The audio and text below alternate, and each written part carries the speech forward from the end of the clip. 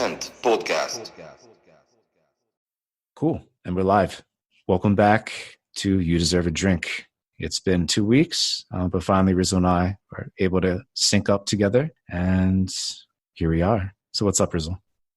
Nothing, man. It's good to reconnect with you and everything. I know you've been ripping and running since we last talked, and I was saying a little bit before we got started, man. I know you're at Devcon, and I've never been to anything like that, and was just sort of curious, like, what your overall experience is and what, like, sort of the situation is. Like, I sort of imagine these things being like a giant bro fest that sort of like descends into like debauchery in the evening or whatever. And you had made the one post, which I believe at this point you have not followed up on, that sort of was like a cliffhanger, unless I missed the follow-up of one of your crazy nights. So I would imagine this is like a really important event in the crypto world. Like, does a lot of stuff get done, or is it really just like meeting people and like making connections, or like what was your takeaway from the whole event?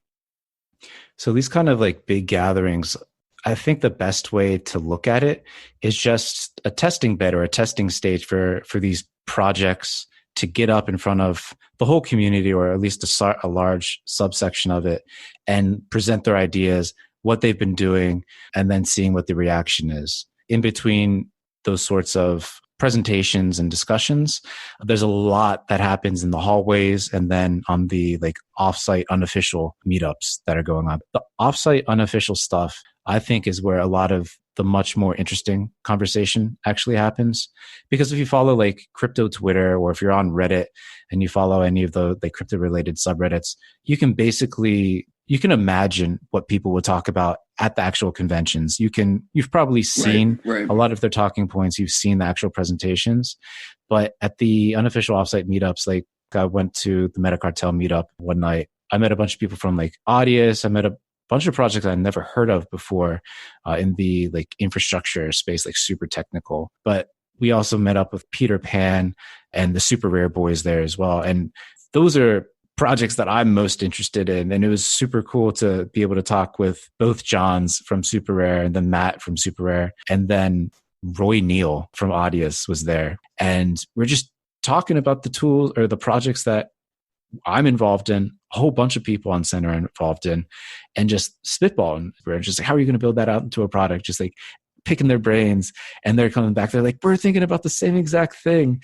but they're just trying to get it in hand and how to roll it out in the best possible way. And I think that pretty much summarizes the whole state of affairs for all these projects.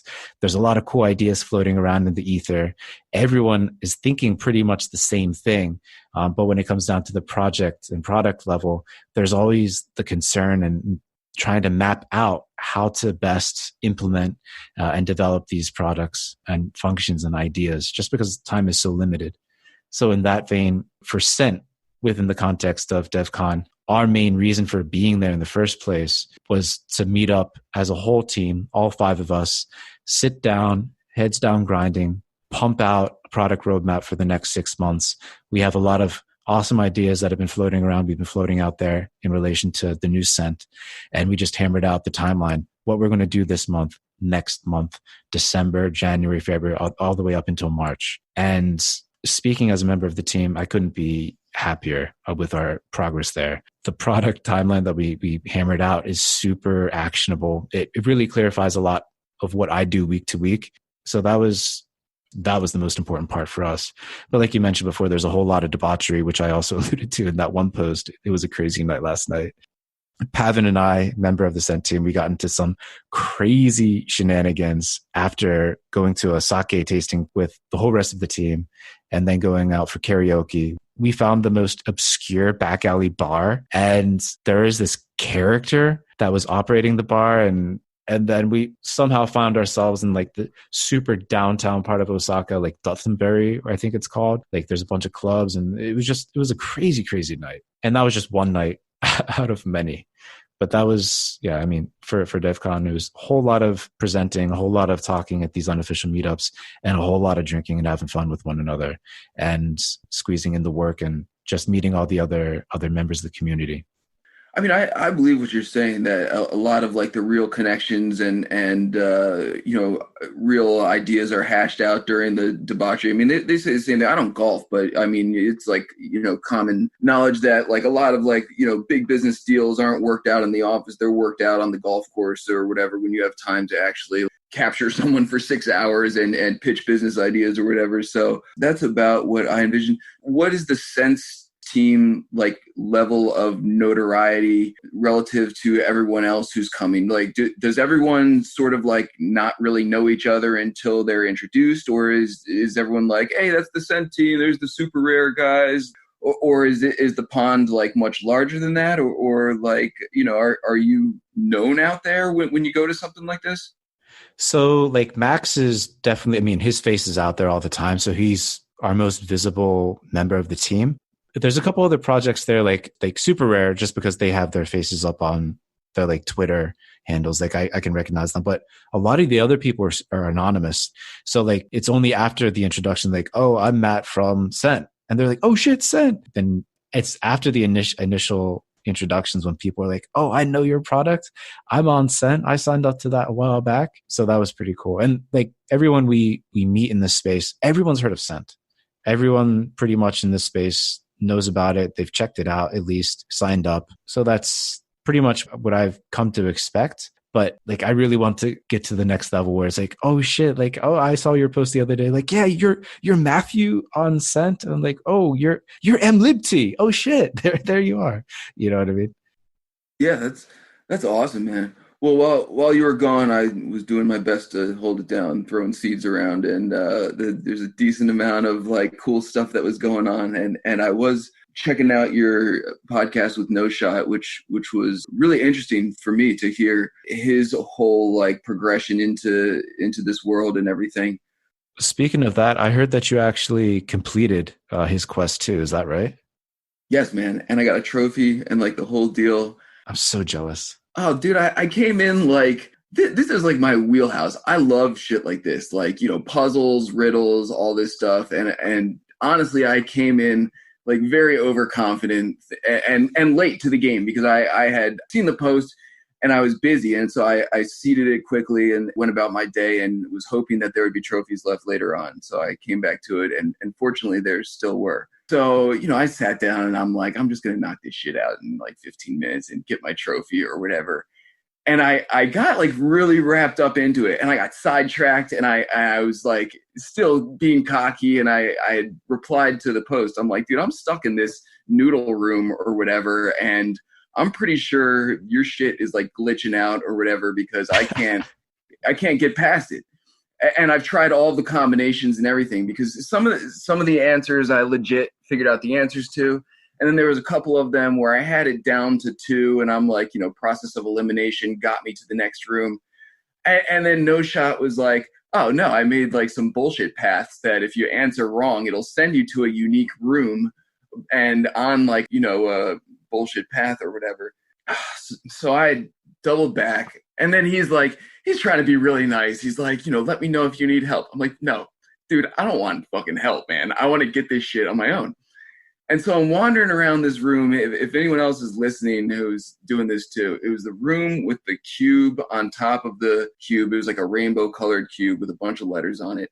And then there was a bunch of letters on the wall of different colors, SWEN and everything. And I'm just staring at this thing, and I couldn't figure it out. It was driving me crazy. And what actually happened next drives me crazy anymore. So I asked my wife, I'm like, will you look at this puzzle? I can't figure this out. There's got to be something I'm missing. And in 2 seconds, she's like, well, the letters on the wall have to correspond with like the compass, right? North, south, east, and west. And I was just like, motherfucker.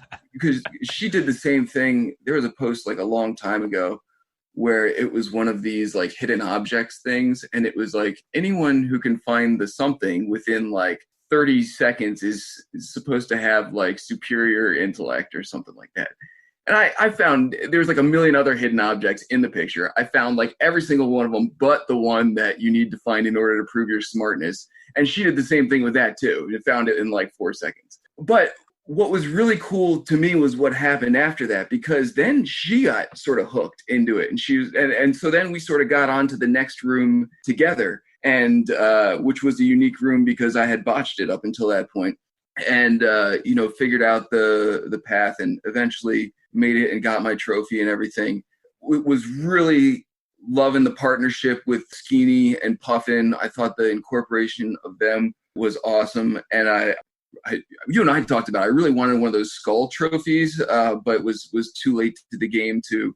I think Choji might have gotten the skull. I'm not sure, but dude, honestly, again, me being cocky, I was like, I'm sure the hidden room will be somewhere like not too difficult to find. But I actually got the trophy and realized I'd screwed something up. He corrected me, and then I found that, and then he told me how to find the secret room, and I still couldn't find the secret room. I was like, oh my god!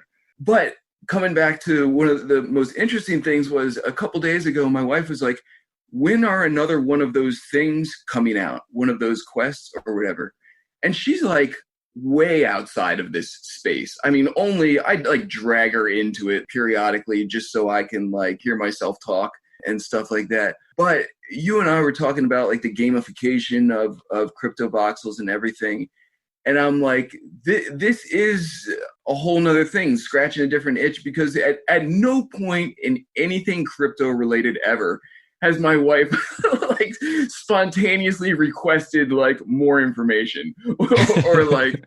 That's such a good signal. Like, I can't emphasize like how amazing that is.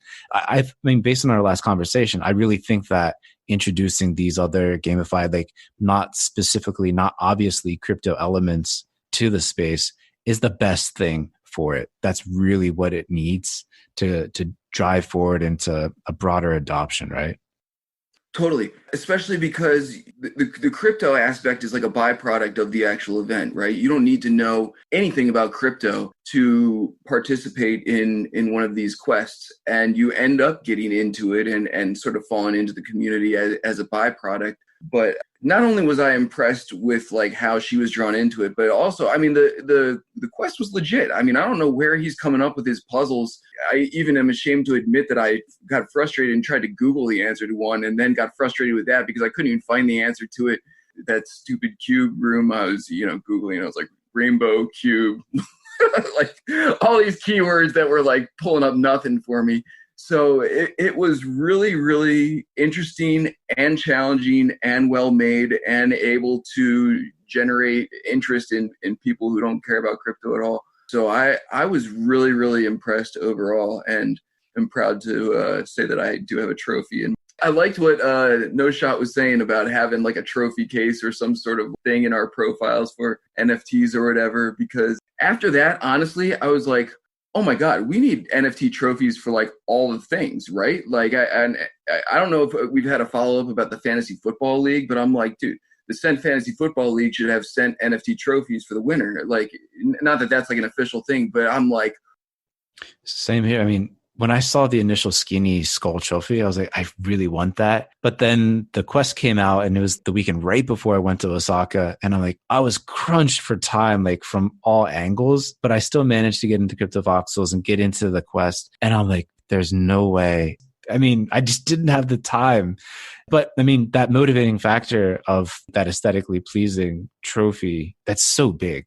And I totally agree with you. Having a place to show that off, I think would be a really fun experience, especially if there are more like scent focused competitions. And that's something we did talk about in our offsite. It's not super far up on the product roadmap, unfortunately. But I think still in the meantime, Crypto Voxels is a nice little place to play those trophies.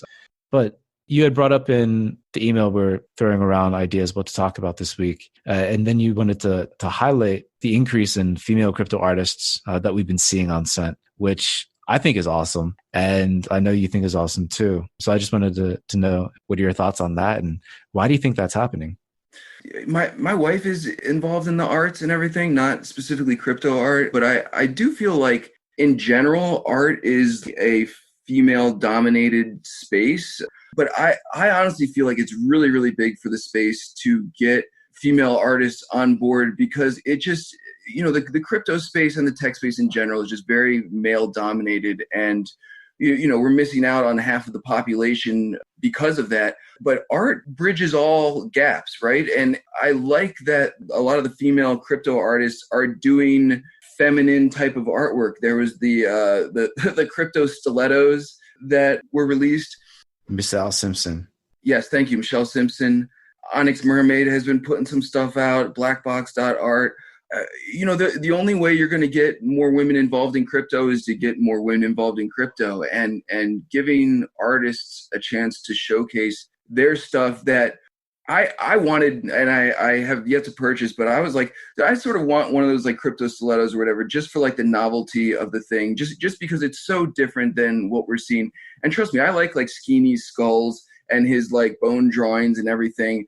But I also like the fact that this was so like distinctly feminine and is really only going to appeal generally to females or whatever. And I really just think it's important to like flesh that out for this space to continue to grow with a well-rounded community. Otherwise it's sort of like a dude fest.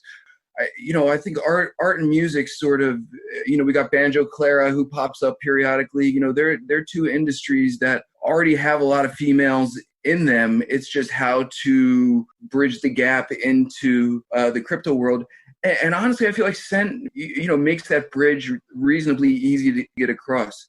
No, I'm totally on the same wavelength. It's just so exciting to see just a more diverse presence and users coming onto Scent, sharing their stuff. And it's not just like male, female. I think there's a lot with the age gap too. Like there's a stigma that crypto is like young, male dominated sector. And with the intersection of art and crypto, we're seeing people from all walks of life come on board, right? There's some dude, his name's Lee Simpson. He's like an incredible artist. He's almost in his 80s or something like that. And he's pumping out NFTs. He's doing crypto voxels. Cool shit knows no bounds, I'm fairly certain. So when you start to see like a real diversity of users glomming onto something, that's the best signal I think you could ever ask for. And crypto voxels, Scent, crypto art in general is that intersection where people are really coming to, like real people, right? Also, I think that the conversation that just a diverse group of people bring with them is really important. And I don't know any other project out there really, aside from Twitter, which is the obvious one, but even there's a lot of constraints and not so positive conversations that haven't.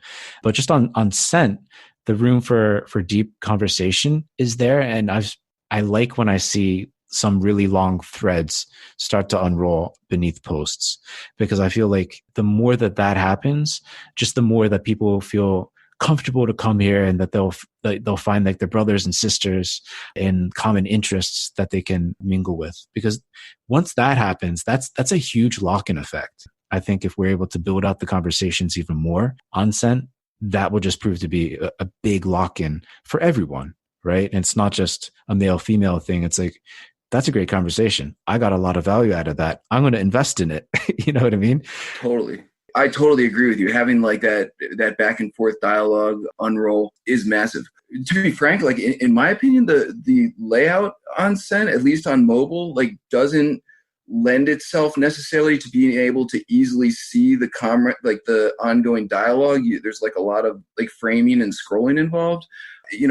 Maybe there's some limitations with, the format or whatever, but I mean, I have the same thoughts as you do. And really, I mean, that's what makes it all. Anytime like, one of the podcasts is posted or whatever, I'm like fascinated to see what people's thoughts are on it. There was another post since you were gone, user, I don't use a pic. You're familiar with their stuff at all?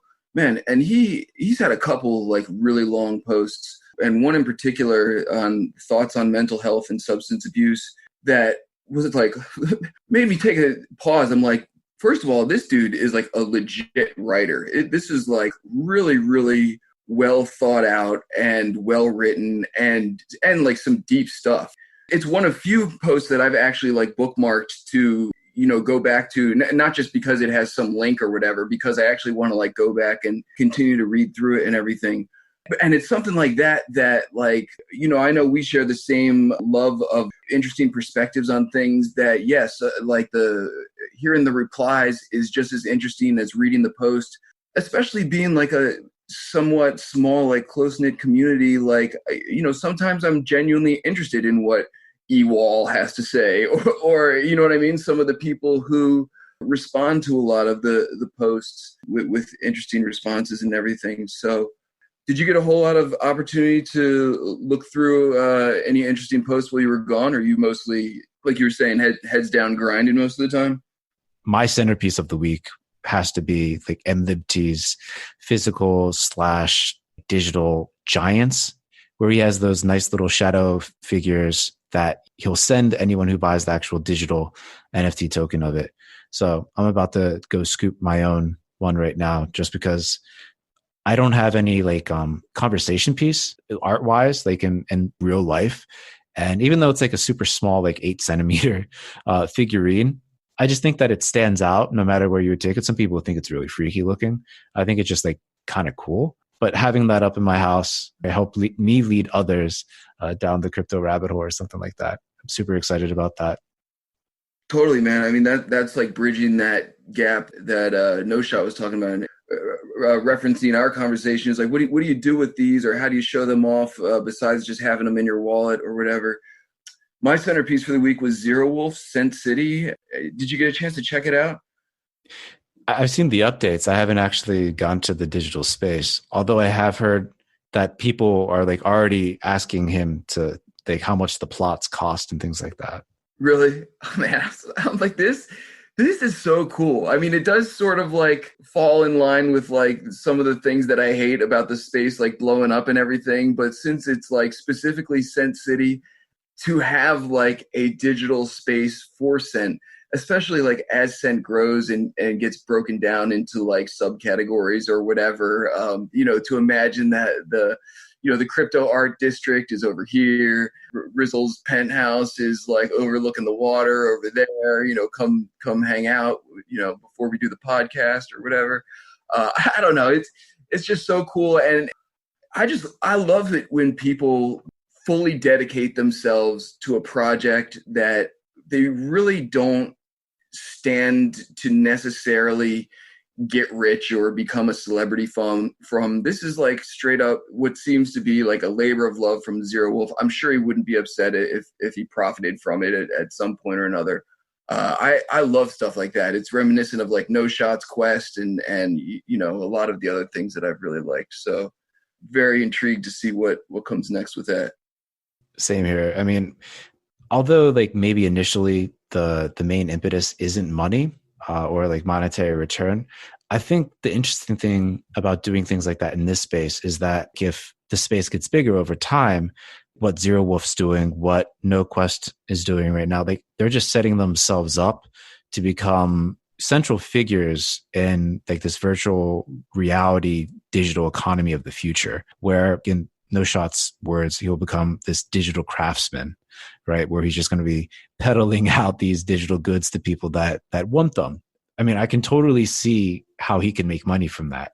And then same thing with Zero Wolf. I mean, if he's able to get Scent City in hand like that, like Jesus Christ, he's setting himself up for like job opportunities in the future, potentially like a crazy partnership with Scent. The money or the promise of money is definitely there. It's just, it may not be there in its entirety right now. You're right. I mean, and you know how I feel about it. It's all about positioning yourself properly for when, things take off. And that's certainly what they're doing. But you got to have a lot of faith in yourself and your ability to make it happen, and the promise is not guaranteed. You gotta make it happen. And I love that stuff, man. But you're right. It's all about positioning, and they are right there for when the rocket ship takes off. 100%. And that's probably a brilliant place to leave this. Once again, very enjoyable talk. Pleasure, man. I appreciate the conversation. Likewise, man. Have a good day. Yep, you too. Later.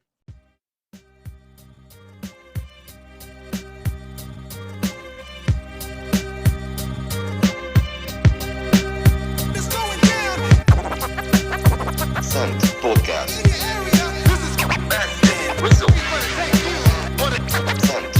Scent Podcast. Scent Podcast.